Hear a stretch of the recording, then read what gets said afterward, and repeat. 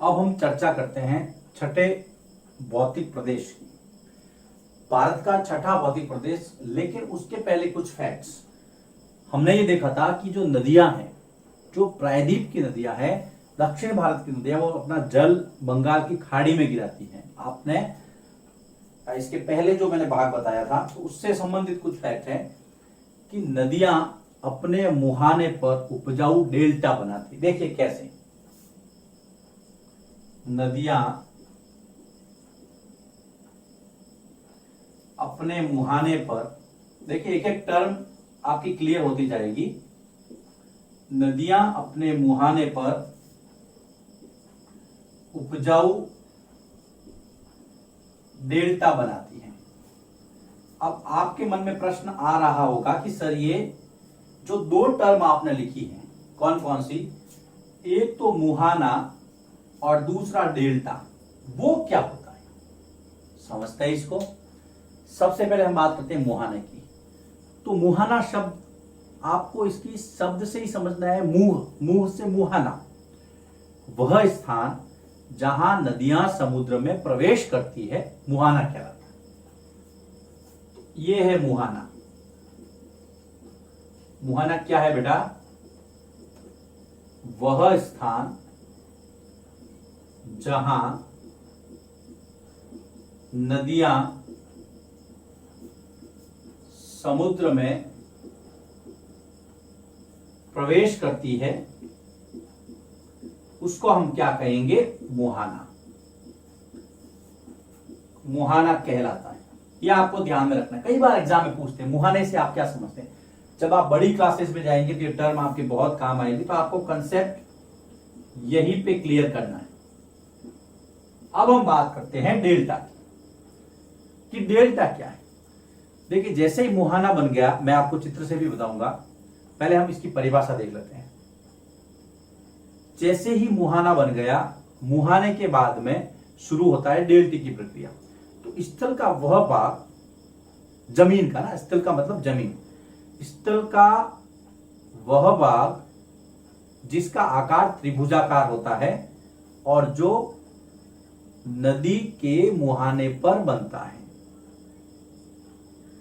ये मुहाना है, मुहाने के ऊपर बनता है। देखिए डेल्टा, फिर मैं इसको समझाऊंगा, आपको समझ में आ जाएगा। डेल्टा स्थल का वह भाग जो कहां बनता है, जो नदी के मुहाने पर बनता है,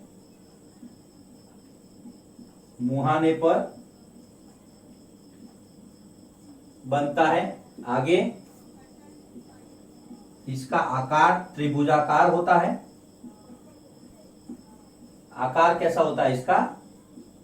त्रिभुजाकार, ट्रायंगल शेप में होता है ये। तो कैसे होता है अभी समझते हैं हम इसको। यहां नदियों द्वारा लाई गई मिट्टी जमा हो जाती है। यहां डेल्टाई क्षेत्र में नदियों द्वारा लाई गई मिट्टी जमा होती है या जमा हो जाती है। और आपको पता है नदियां जो मिट्टी लाती है बहुत उपजाऊ होती है। नदियों की मिट्टी बहुत उपजाऊ होती है, जलोढ़ निक्षेप होता है, हमने पहले पढ़ा है। जब यहां पर ये मिट्टी आ जाएगी तो ये उपजाऊ क्षेत्र होगा। तो यह क्षेत्र कैसा होता है? दलदली होता है, छिछला होता है। दलदली मीन्स थोड़ा सा कीचड़ युक्त होता है, और छिछला मतलब ज्यादा गहरा नहीं होता है। यहां की मिट्टी उपजाऊ होती है। देखिए यहां पे मैं इसको यहां ले रहा हूं कि डेल्टाई क्षेत्र, डेल्टाई क्षेत्र कैसा होता है? एक तो दलदली मतलब कीचड़ युक्त, और ज्यादा गहरा नहीं है, छिछला होता है। छिछला होता है चूंकि नदियां यहां पर मिट्टी लाती है, इसलिए यह क्षेत्र कैसा होता है, या इस क्षेत्र की जो मिट्टी है वो उपजाऊ होती है। उपजाऊ होती है।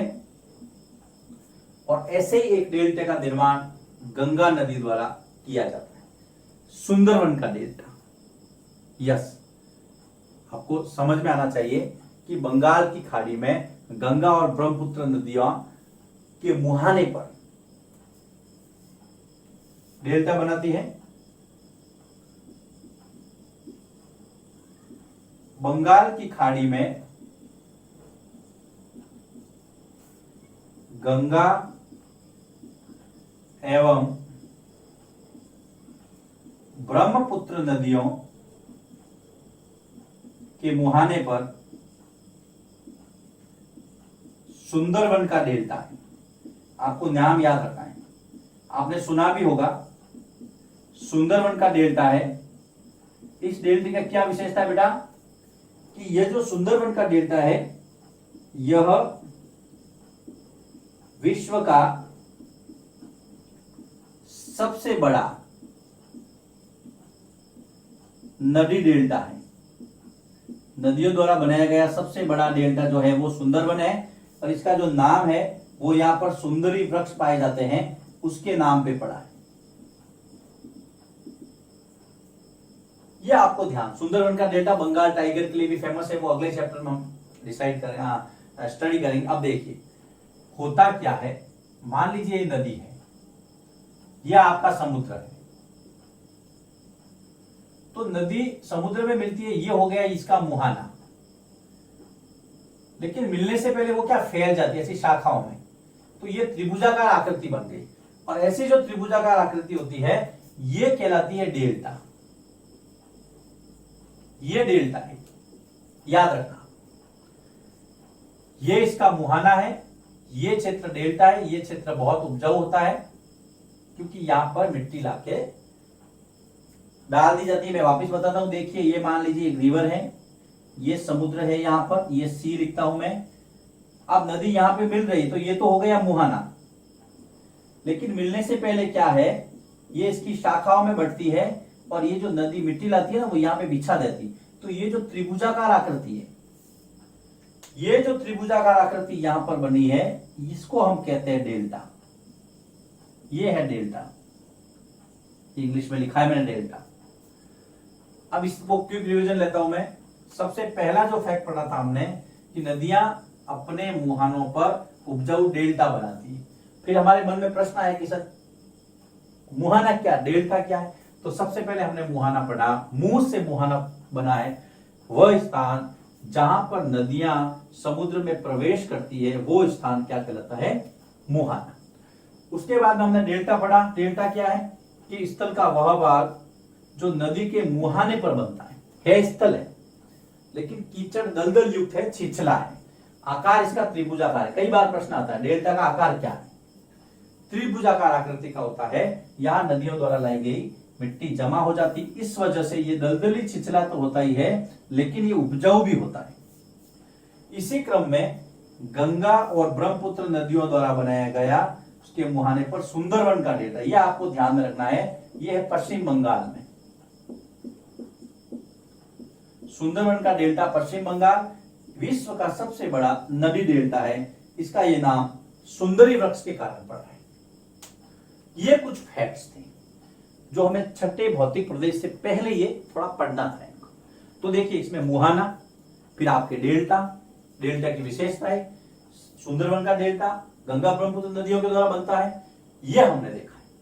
इसको लिखिए आप, उसके बाद में फिर मैं छठे भौतिक प्रदेश की ओर चलता हूं। अब हम बात करते हैं द्वीप समूह की, जो छठा भौतिक प्रदेश है। आपको मैप नजर आ रहा है, इस तरफ है आपके अरब सागर, जो आपको पहले मैं बता चुका हूं चैप्टर के शुरू में। ये है अरब सागर, इस अरब सागर के अंदर ये यहां पर लक्षद्वीप स्थित है। फिर बंगाल की खाड़ी में अंडमान निकोबार द्वीप समूह, दो हमारे पास आइलैंड है। ये है आपके बंगाल की खाड़ी, और साउथ में जो आपको नजर आ रहा है दक्षिण में एकदम, ये आपका है हिंद महासागर, इंडियन ओशियन जिसको आप कहते हैं। यहां पर है आपके मालदीव। हमने जो पड़ोसी देश देखे थे श्रीलंका और मालदीव, तो मालदीव की लोकेशन ये है। अब हम बात करते हैं कि भारत के जो द्वीप समूह है वो दो है। सबसे पहला अंडमान निकोबार द्वीप समूह, पहले सबसे पहले हम इसकी चर्चा करते हैं। अंडमान निकोबार द्वीप समूह, तो ये भारत के, देखिए दक्षिण पूर्व में, ये पूर्व और ये दक्षिण अवस्था है, भारत के दक्षिण पूर्व दिशा में बंगाल की खाड़ी में स्थित है। भारत के दक्षिण पूर्व में, दक्षिण पूर्व में कहां पे स्थित है? बंगाल की खाड़ी में। यह आपको ध्यान रखना है, बंगाल की खाड़ी में स्थित है। इसकी जो राजधानी है वो है पोर्ट ब्लेयर। ये आप जरूर ध्यान रखें, भारत का एक केंद्र शासित प्रदेश है ये, और इसकी राजधानी क्या है? Port Blair. बहुत अच्छी जगह है, घूम के आया हूं मैं। राजधानी पोर्ट ब्लेयर बंगाल की खाड़ी में स्थित है। 2004 में बेटा सुनामी जब आई थी, 2004 में जब सुनामी आई थी, तो यहां का एक क्षेत्र है इंदिरा पॉइंट, वो डूब गया था। इंदिरा पॉइंट डूब गया था। इंदिरा पॉइंट क्यों फेमस है? ये जो इंदिरा पॉइंट है वो भारत का सबसे दक्षिणतम बिंदु है। वो क्या है? भारत का सबसे दक्षिणतम बिंदु। ये यहां पर देखिए, ये लास्ट में बिंदु है, ये वाला, ये है इंदिरा पॉइंट। अक्सर हम लोग कहते हैं कि ये कन्याकुमारी, लेकिन भारत का सबसे दक्षिण छोर कौन सा है? ये वाला इंदिरा पॉइंट। ये मुख्य भूमि का दक्षिणतम बिंदु है कन्याकुमारी, लेकिन भारत का जो दक्षिणतम बिंदु है वो है इंदिरा पॉइंट। अब जब दक्षिण की बात की तो उत्तर ने क्या किया? तो उत्तर में लिखते हैं हम। देखिए भारत के उत्तरतम बिंदु, उसका नाम है इंदिरा कौल, जो कि जम्मू कश्मीर में, याद रखना, इंदिरा कौल कश्मीर के अंदर है। आजकल कश्मीर है JNK। दक्षिण में दक्षिणतम बिंदु इंदिरा पॉइंट, ऊपर इंदिरा कौल। पश्चिम के अंदर, पश्चिम गुजरात में सरक्रिक के पास में गुहार मोती, याद रखना, और पूर्व में अरुणाचल प्रदेश के अंदर वालांगू। पूर्व में कौन सा है? वालांगू, अरुणाचल में, ये आपके गुजरात में। तो ये चारों दिशाएं देखो, दक्षिण में इंदिरा पॉइंट, उत्तर में इंदिरा कौल, इधर आपके गोर मोता या गुहार मोती, कुछ भी कह सकते हैं, दोनों एक ही है गुजरात के अंदर, और इधर है वालांगू, अरुणाचल। ये भारत के 4 अंतिम छोर है, याद रखना। आपकी चैप्टर में नहीं है लेकिन बता दिया, क्योंकि इंदिरा पॉइंट का जिक्र आया, इसका इंदिरा पॉइंट का। तो इंदिरा पॉइंट डूब गया था सुनामी के कारण। एक्चुअली सुनामी होता क्या है? सुनामी विशाल समुद्री तरंगे होती है जो समुद्र तल पर भूकंप के कारण पैदा होती है। तो लिख सकते हैं सुनामी। एक और टर्म, जैसे हमने पढ़ा था ना डेल्टा और मोहाना, वैसे हम सुनामी के बारे में भी लिख सकते हैं विशाल समुद्री तरंगे। याद रखना, सुनामी क्या है? जापानी भाषा का शब्द है। विशाल समुद्री तरंगे जो किसके कारण आती है? समुद्र तल पर भूकंप, जो समुद्र तल पर भूकंप के कारण पैदा होती है। तो ये सुनामी आप ध्यान रखें। तो देखिए अभी हमने क्या देखा? अभी हमने पहले तो दोनों की लोकेशन देख ली, लक्षद्वीप अरब सागर में, अंडमान निकोबार बंगाल की खाड़ी में। और सबसे पहले हमने शुरू किया अंडमान निकोबार से। भारत के दक्षिण पूर्व में बंगाल की खाड़ी में स्थित है, देख लिया हमने। राजधानी इसकी जरूर याद रखें, पोर्ट ब्लेयर। फिर एक फैक्ट दिया है कि 2004 में सुनामी आई तो यहाँ पे इंदिरा पॉइंट डूब गया था। इंदिरा पॉइंट किस लिए इंपॉर्टेंट है? क्योंकि ये भारत का सबसे लास्ट दक्षिणतम बिंदु, ये देखिए यहां पर। अब जब दक्षिणतम बात की तो हमने चारों देख लिए। उत्तरतम जो है वो है इंदिरा कौल, पश्चिम में है गुहार मोती, पूर्व में है वालांगू, अरुणाचल। फिर उसके बाद में हमने सुनामी की परिभाषा देख ली कि सुनामी क्या है। वास्तव में समुद्र के अंदर बहुत बड़ी बड़ी तरंगे जो आती है, जो समुद्र तल पर भूकंप आता है, अर्थक्वेक। उसकी वजह से सुनामी आती है, जापानी भाषा का शब्द है। तो ये आपको द्वीप समूह का पहला पार्ट पूरा हुआ। अब हम आगे बढ़ते हैं, जो कि इस वीडियो का सबसे लास्ट टॉपिक होगा, लक्षद्वीप समूह और पॉलिप। लिखिए इसको, फिर मैं आगे बढ़ता हूं।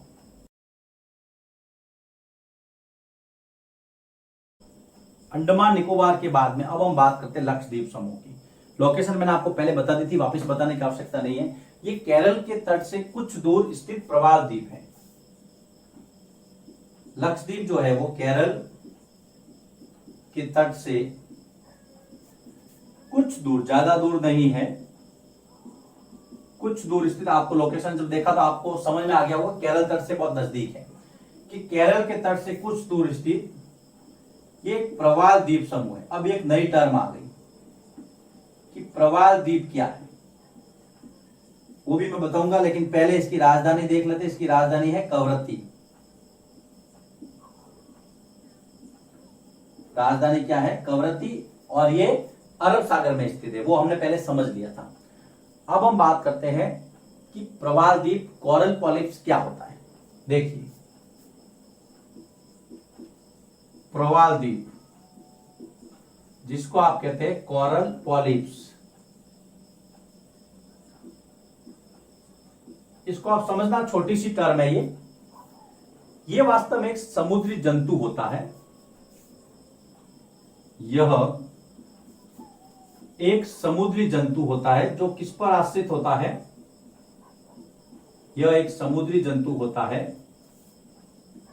जो चूना पत्थर पर आश्रित होता है। याद रखना, ये इंपॉर्टेंट फैक्ट है, चूना पत्थर पर आश्रित होता है। उसके बाद में क्या होता है? देखिए, चूना पत्थर मतलब कैल्शियम कार्बोनेट से आप समझ सकते हैं, चूना पत्थर पर आश्रित होता है। यह जंतु अपने शरीर के चारों तरफ एक आवरण विकसित करता है, एक मतलब उसको कहते हैं कवच, आप जिसको कह सकते हैं। यह जंतु अपने शरीर के चारों तरफ, देखिए धीरे धीरे समझिए, आराम से समझ में आ जाएगा। यह जंतु अपने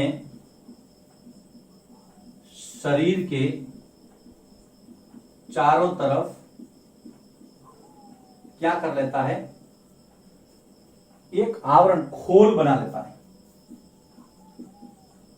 एक आवरण विकसित कर लेता है। फिर क्या होता है? देखिए, मान लीजिए जंतु है इस तरह से, इसने क्या अपने चारों तरफ एक चूना, ये इस तरह से एक आवरण बना लिया, वो की चूना पत्थर, ये चूना पत्थर सारे दिन इसकी खुराक में जाता रहता है, तो इसके आसपास भी जो आवरण है ना, वो चूना पत्थर की तरह ही हो जाता है। जब ये मर जाता है तो ये कहलाता है पॉलिप। जब ये मरता है तो उसको हम पॉलिप कहते हैं। तो एक पॉलिप के ऊपर, याद रखना, एक पॉलिप जब वो मरा हुआ कंकाल है तो मृत कंकाल है, लेकिन वास्तव में क्या है? वो एक चट्टान जैसा हो जाता है, क्योंकि चूना पत्थर पे आश्रित रहता है ना। मर जाएगा तो खोल जो है वो चूना पत्थर के जैसा ही होता है। तो ये जो एक पॉलिप है, जो मरा हुआ जिसका कंकाल है, एक पॉलिप के ऊपर दूसरा जीव विकसित होता है। एक पॉलिप पर दूसरा जीव विकसित होता है, और वो भी बाद में मरता है तो उसके ऊपर से ऊपर चलता रहता है। दूसरा जीव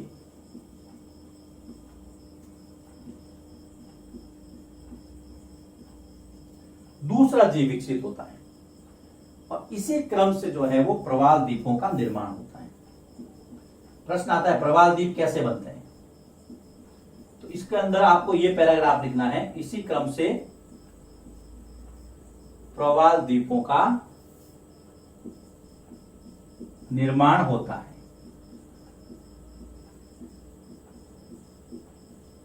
ये है प्रवाल द्वीप। प्रश्न आता है लक्षद्वीप एक प्रवाल द्वीप है, कैसे? या प्रवाल द्वीप का निर्माण कैसे होता है? तो आपको 3 बिंदु लिखना है कि प्रवाल द्वीप वास्तव में प्रवाल क्या है? समुद्री जंतु है, चूना पत्थर पे आश्रित रहता है। दूसरा, उसके शरीर के चारों तरफ एक इस तरह से खोल बन जाता है, एक आवरण बन जाता है। लेकिन जब ये मरता है, जिसको हम पॉलिप कहते हैं, मृत कंकाल, तो उसके ऊपर ही दूसरा जीव विकसित हो जाता है, और धीरे धीरे इस क्रम को हम क्या कहते हैं?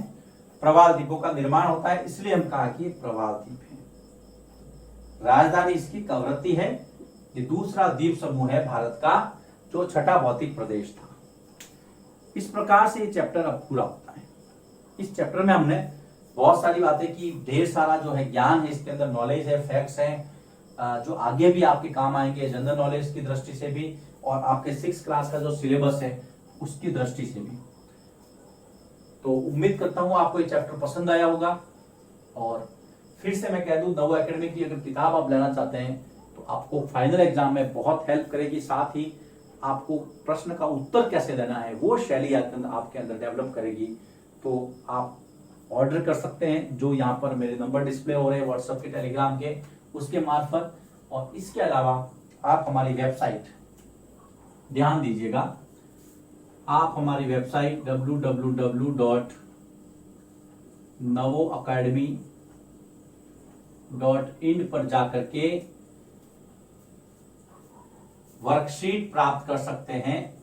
6th क्लास सेक्शन में जाकर के वर्कशीट से आपकी प्रैक्टिस बहुत अच्छी हो जाएगी, फिर आप किसी भी प्रश्न का उत्तर देने में सक्षम रहेंगे। मिलते हैं अगले चैप्टर में नए वीडियोस के साथ।